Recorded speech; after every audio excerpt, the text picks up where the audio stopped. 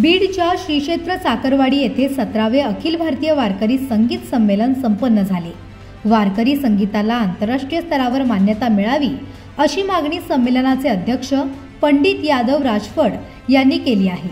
यामध्ये 2 दिवसीय संमेलनात महाराष्ट्रातील नामांकित संगीत क्षेत्रातील दिग्गज कलाकारांनी हजेरी लावली।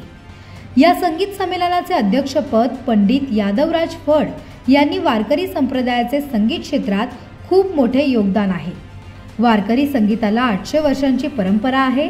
या वारकरी संगीताला आंतरराष्ट्रीय स्तरावर मान्यता मिळावी यासाठी प्रयत्न सुरू आहेत असं सांगितलं गेलं।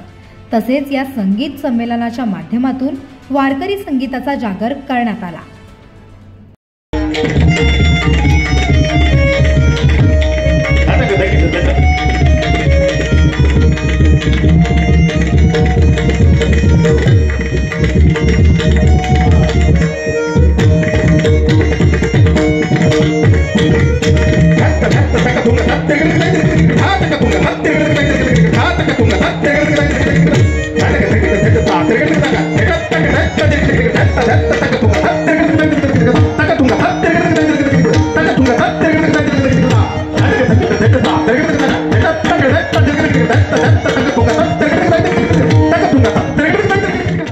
आपल्या देशामध्ये प्रत्येक प्रांताला स्वतंत्र अशी संगीत परंपरा आहे।